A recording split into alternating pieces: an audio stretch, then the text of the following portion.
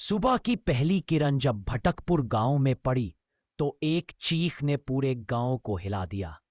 गांव के बाहर उस सूखे पीपल के पेड़ के नीचे एक लाश पड़ी थी, लेकिन जो चीज सबको सहमा गई वो था मरे हुए आदमी का चेहरा। उसकी आंखों में खून जमा हुआ था और होठों पर एक अजीब सी मुस्कान, जैसे मरते वक्त उसने कुछ ऐसा देख लिया था जो देखना नहीं चाहिए था। पुलिस आई, जांच हुई, लेकिन कोई सुराग नहीं मिला। बस उस आदमी के फोन में एक आखिरी वीडियो मिला जो बीच में ही कट गया था। उस वीडियो में सिर्फ पेड़ की परछाई थी और एक आवाज, किसी औरत के रोने की आवाज। लेकिन असली कहानी तो यहां से शुरू होती है। रोहन ने जब अपने YouTube चैनल के कमेंट सेक्शन में वो मैसेज देखा तो पहले उसने इग्नोर कर दिया। हॉन्टेड एक्सप्लोरर रोहन, यही था उसके चैनल का नाम। वो पिछले 3 सालों से भारत भर की हॉन्टेड जगहों पर जाकर वीडियोस बनाता था। गोस्ट हंटिंग, पैरानॉर्मल इन्वेस्टिगेशन, यही था उसका काम। लेकिन ये कमेंट अलग था। उसके सबसे पुराने वीडियो पर, जो उसने 3 साल पहले अपलोड किया था, आज अचानक एक नया कमेंट आया था। अगर सच में हिम्मत है तो आज की पूर्णिमा की रात भटकपुर गांव के पीपल के पेड़ के पास आओ। मीरा तुम्हारा इंतजार कर रही है। कमेंट करने वाले का नाम था पीपल की रानी। रोहन ने स्क्रीनशॉट ली और अपने दोस्त विक्रम को भेज दी। विक्रम उसका कैमरामैन था, हर शूट में साथ जाता था। भाई ये तो क्रीपी है, विक्रम ने कहा, और ये भटकपुर, मैंने इसका नाम सुना है कहीं। थोड़ी देर रिसर्च करने के बाद उन्हें पता चला, भटकपुर राजस्थान का एक छोटा सा गांव जहां पिछले 50 सालों में कई मिस्टीरियस डेथ्स हुई थी। सब की सब पूर्णिमा की रात, और सब की सब उसी पीपल के पेड़ के पास। ब्रो, यह है परफेक्ट कंटेंट है। रोहन एक्साइटेड हो गया। पर आज पूर्णिमा भी है, चलते हैं। विक्रम को शक था, लेकिन व्यूज के लालच में वो मान गया। शाम के 5 बजे थे जब वो दोनों भटकपुर पहुंचे। गांव बिल्कुल साधारण लग रहा था, कच्ची सड़कें, पुराने घर, खेत। लेकिन एक अजीब सी खामोशी थी हवा में। जैसे ही उन्होंने गांव में कदम रखा, लोगों की नजरें उन पर टिक गईं। डर साफ दिख रहा था उन आंखों में। एक चाय की दुकान पर रुके तो दुकानदार ने पूछा, कहाँ जाना है तुम लोगों को? बस गांव देखने आए हैं, रोहन ने कहा। दुकानदार की आंखें सिकुड़ गईं। आज पूर्णिमा है, सूरज ढलने से पहले गांव छोड़ दो। यहां रुकने की गलती मत करना। क्यों, क्या होता है यहां? विक्रम ने पूछा। दुकानदार ने इशारे से एक तरफ देखने को कहा। वहां गांव के आखिरी छोर पर एक विशाल पीपल का पेड़ खड़ा था, लेकिन वो पेड़ बिल्कुल सूखा था, एक भी हरा पत्ता नहीं। काली टेढ़ी मेढ़ी डालियां आसमान की तरफ ऐसे फैली हुई थीं जैसे किसी ने मदद के लिए हाथ उठाए हो। वो पेड़, दुकानदार ने धीरे से कहा, वहां कोई नहीं जाता, खासकर पूर्णिमा की रात। रोहन का इंटरेस्ट और बढ़ गया। क्यों, क्या है उस पेड़ में? पूछो मत, चले जाओ यहां से, कहकर दुकानदार अंदर चला गया। तभी एक बूढ़ी दादी पास से गुजर रही थी। उसने रोहन को रोका। तुम्हें बुलावा आया है ना? रोहन चौंक गया। आपको कैसी पता? दादी मुस्कुराई, एक अजीब सी ठंडी मुस्कान। हर बार जब कोई बाहर से आता है पूर्णिमा की रात तो मीरा उसे खुद बुलाती है। मीरा कौन है? दादी ने गहरी सांस ली। 50 साल पहले की बात है। मीरा इसी गांव की सबसे खूबसूरत लड़की थी। उसकी शादी हुई थी राम सिंह से, लेकिन राम सिंह को शक था कि मीरा तंत्र मंत्र जानती है, कि वो डायन है। एक रात, पूर्णिमा की रात, राम सिंह और उसके 6 दोस्तों ने मीरा को उसी पीपल के पेड़ पर लटका दिया। दादी की आवाज कांपने लगी, लेकिन मरते वक्त मीरा ने कसम खाई थी, मैं इस पेड़ में बस जाऊंगी। हर पूर्णिमा को मैं निकलूंगी और एक एक करके मैं उन सबको ले जाऊंगी जो मुझे बुलाएंगे। और क्या हुआ उन 7 आदमियों का? विक्रम ने पूछा। सातों मर गए, एक एक करके। सब पूर्णिमा की रात, सब उसी पेड़ के नीचे। उनके चेहरों पर वही मुस्कान थी, जैसे उन्होंने कुछ देख लिया हो। रोहन को झुरझुरी आई, लेकिन उसने हिम्मत दिखाई। ये सब अंधविश्वास है दादी माँ। दादी ने उसकी आंखों में देखा। उसकी आंखें इतनी गहरी थीं, जैसे उनमें सालों का दुख छुपा हो। तुम जाओगे ना वहां आज रात? रोहन ने सिर हिलाया। तो एक बात याद रखना, दादी ने कहा, अगर वो तुम्हें अपना नाम से बुलाए तो भागना भी मत, क्योंकि तब तुम उसके हो चुके होंगे। यह कहकर दादी चली गई, लेकिन जाते जाते पीछे मुड़कर एक बार फिर मुस्कुराई। रोहन को लगा जैसे उस मुस्कान में कुछ अलग था, कुछ जो नॉर्मल नहीं था। दोपहर में ही वो दोनों उस पेड़ के पास पहुंच गए। दूर से ही एक अजीब सी ठंडक महसूस होने लगी थी। गर्मी का मौसम था, लेकिन जैसे जैसे वो पेड़ के करीब आए, हवा ठंडी होती गई। पेड़ के आसपास की जमीन बिल्कुल बंजर थी, घास तक नहीं उगी थी। मिट्टी काली पड़ी हुई थी, जैसे किसी ने आग लगाई हो कभी। भाई, यहां तो चिड़िया तक नहीं आती, विक्रम ने नोटिस किया। सच में आसपास की तमाम दूसरी जगहों पर पंछी चहचहा रहे थे, लेकिन इस पेड़ के पास सन्नाटा था। रोहन पेड़ के पास गया। पेड़ की छाल काली और खुरदरी थी। उसने हाथ लगाया तो ऐसा लगा जैसे किसी ठंडी चीज को छू लिया हो। देखो यहां, विक्रम ने पेड़ की तरफ इशारा किया। छाल पर कुछ खरोंचे थी, जैसे किसी ने नाखूनों से खरोंच दिया हो, और वो खरोंचे शब्दों की तरह लग रही थीं। रोहन ने ध्यान से देखा। हिंदी के अक्षर थे, मीरा यहाँ है। उसकी रीढ़ में सिहरन दौड़ गई। चल यहां से, विक्रम बोला। शाम को आते हैं कैमरा सेटअप के साथ। लेकिन तभी रोहन ने देखा, पेड़ के तने में नीचे की तरफ एक खोखल था। उसने अपना हाथ अंदर डाला और एक पुरानी डायरी निकाली। डायरी के पन्ने पीले पड़ चुके थे। उसे खोला तो अंदर हाथ से लिखे हुए नाम थे, तारीखों के साथ। राम सिंह 15 अगस्त 1975, भोला राम 12 सितंबर 1975, कल्लू 18 अक्टूबर 1975। ये उन 7 आदमियों के नाम हैं, विक्रम ने कहा। रोहन ने पन्ने पलटे। आगे और भी नाम थे। हर साल कुछ नाम, सबके साथ तारीख। सब पूर्णिमा की तारीखें थीं। आखिरी पन्ने पर पहुंचा तो उसके हाथ से डायरी छूट गई। वहां लिखा था, रोहन 29 अक्टूबर 2025, आज की तारीख। उसका नाम पहले से लिखा हुआ था। भाई, ये कोई प्रैंक है। विक्रम की आवाज कांप रही थी। चलो यहां से। लेकिन रोहन ठहरा। यूट्यूबर नहीं भाई, ये तो और इंटरेस्टिंग हो गया। कोई हमें डराने की कोशिश कर रहा है। परफेक्ट कंटेंट है। रात को आएंगे और सब रिकॉर्ड करेंगे।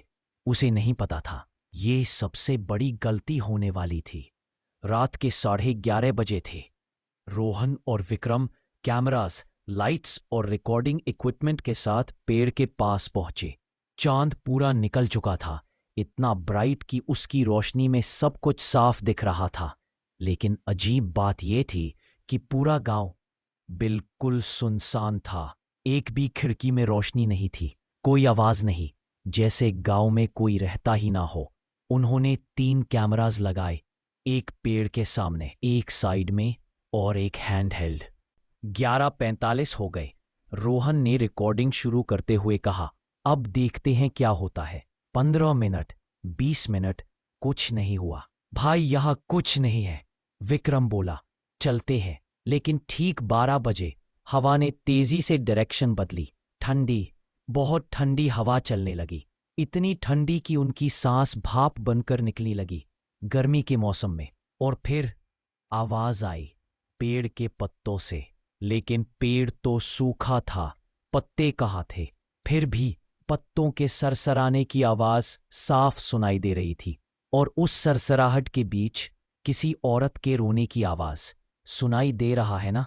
रोहन ने विस्पर में कहा। विक्रम सिर हिलाने वाला ही था कि अचानक वो आवाज बदल गई। रोना बंद हो गया और हंसी आने लगी। एक औरत की हंसी, लेकिन वो हंसी नॉर्मल नहीं थी।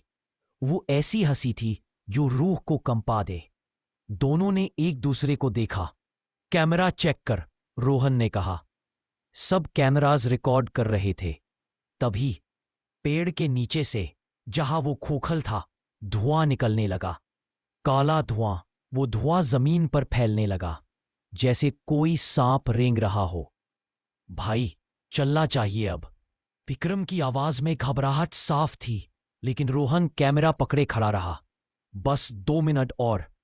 वो धुआं धीरे धीरे शेप लेने लगा। पहले एक परछाई जैसा, फिर वो परछाई औरत की शक्ल लेने लगी।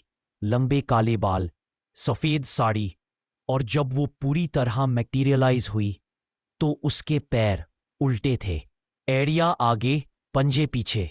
मीरा खड़ी थी उनके सामने। उसका चेहरा खूबसूरत था, बेहद खूबसूरत, लेकिन उसकी आंखें बिल्कुल काली। कोई पुतली नहीं, कोई सफेदी नहीं, सिर्फ अंधेरा। विक्रम का कैमरा हाथ से गिर गया। वो पीछे हटने लगा, लेकिन मीरा ने हिलना शुरू नहीं किया। वो बस खड़ी रही, मुस्कुराती हुई। और फिर उसने बोला, रोहन। रोहन के पूरे शरीर में जैसे करंट दौड़ गया। उसने उसका नाम लिया था। तुम आ ही गए। मीरा की आवाज मीठी थी, लेकिन उसमें एक अजीब सी गूंज थी, जैसे दो आवाजें एक साथ बोल रही हों। रोहन भाग। विक्रम चीखा और पीछे की तरफ दौड़ने लगा, लेकिन रोहन हिल नहीं पा रहा था। उसके पैर जैसे जमीन में गड़ गए हों। वो मीरा को देखता रह गया। मीरा धीरे धीरे उसकी तरफ बढ़ने लगी। उसके उल्टे पैर जमीन पर कोई आवाज नहीं कर रहे थे। वो जैसे हवा में तैर रही थी। तुम्हें पता है रोहन, मीरा ने कहा, मुझे किसी ने नहीं बुलाया था, मैंने तुम्हें बुलाया था। वो कमेंट मैंने ही भेजा था। रोहन की सांस रुक गई। तुम सोच रहे होगे कि मैं तुम्हें कैसे जानती हूं। मीरा ने अपना हाथ बढ़ाया। उसकी उंगलियां असामान्य रूप से लंबी थीं, क्योंकि मैं हर उस इंसान को जानती हूं जो मेरे पास आने वाला है। मैं उनके सपनों में आती हूं, उनके विचारों में, और धीरे धीरे मैं उन्हें यहां खींच लाती हूं। तुम सोचते हो तुम यहां अपनी मर्जी से आए हो? नहीं रोहन, तुम यहां इसलिए आए हो क्योंकि मैंने चाहा। 3 महीने से मैं तुम्हारे सपनों में आ रही हूं। तुम्हें याद नहीं, लेकिन तुम्हारा मन याद रखता है। रोहन को अचानक याद आया, पिछले कुछ महीनों से उसे अजीब सपने आ रहे थे। एक पेड़ का सपना, एक औरत की आवाज का सपना, लेकिन उसने कभी ध्यान नहीं दिया था। और अब, मीरा ने कहा, अब वो रोहन के बिल्कुल सामने थी। अब तुम मेरे हो। उसने अपना हाथ रोहन के चेहरे के पास लाया। उसकी उंगलियां बर्फ जैसी ठंडी थीं। तभी, रोहन, फोन चेक कर। दूर से विक्रम की आवाज आई। रोहन ने मुड़कर देखा। विक्रम 50 मीटर दूर खड़ा था, अपना फोन हाथ में लिए। वो कुछ कर रहा था उस पर। रिकॉर्डिंग डिलीट कर रहा हूं मैं, विक्रम चीखा। नहीं, मीरा अचानक चीखी। उसकी आवाज इतनी तेज थी कि रोहन के कान में दर्द होने लगा। वो रिकॉर्डिंग मेरी है। रोहन को समझ नहीं आया कि विक्रम क्या कर रहा है, लेकिन मीरा का रिएक्शन देखकर लगा कि ये जरूरी है। मीरा ने रोहन को छोड़ दिया और विक्रम की तरफ बढ़ने लगी, लेकिन इस बार वो तेजी से नहीं बढ़ रही थी। वो जैसे कमजोर पड़ रही थी। समझ गया, विक्रम चीखा। उस दादी ने बोला था, रिकॉर्डिंग में उसकी शक्ति बंदी है, डिलीट कर देता हूं। उसने फोन पर टैप किया और उसी क्षण मीरा ने एक जोरदार चीख मारी। इतनी तेज चीख कि आसपास के पत्थर तक हिल गए। उसका शरीर धुएं में बदलने लगा। नहीं, तुम ये नहीं कर सकते। मैं यहां से नहीं जा सकती। मुझे एक जान चाहिए। लेकिन बहुत देर हो चुकी थी। विक्रम ने डिलीट बटन प्रेस कर दिया था। मीरा का धुआं वापस पेड़ की तरफ खींचने लगा। वो चीखती रही, गिड़गिड़ाती रही, लेकिन कुछ नहीं हुआ। धुआं पूरा वापस उस खोखल में चला गया। और फिर सन्नाटा। रोहन धड़ाम से जमीन पर बैठ गया। उसकी सांस तेज चल रही थी। विक्रम दौड़कर उसके पास आया। चल, जल्दी निकल यहां से। दोनों अपने सामान उठाकर भागे, पीछे मुड़कर नहीं देखा। 2 महीने बीत गए। रोहन ने यूट्यूब छोड़ दिया था, अपना चैनल डिलीट कर दिया था। वो अब एक नॉर्मल ऑफिस जॉब कर रहा था। विक्रम से भी बात नहीं करता था। उस रात की यादें हर रोज उसे सताती थी, लेकिन धीरे धीरे वो भूलने की कोशिश कर रहा था। आज शनिवार था। रोहन अपने फ्लैट में बैठा वेब सीरीज देख रहा था। तभी उसका फोन बज हुआ। नोटिफिकेशन था। उसने फोन उठाया और स्क्रीन पर देखा। उसके हाथ से फोन छूट गया। नोटिफिकेशन था, cloud backup restored, horror people tree, final MP4। उसका दिल धड़कना बंद हो गया। विक्रम ने रिकॉर्डिंग डिलीट कर दी थी, लेकिन उसके फोन में ऑटोमेटिक क्लाउड बैकअप ऑन था। रिकॉर्डिंग ऑटोमेटिकली रिस्टोर हो गई थी।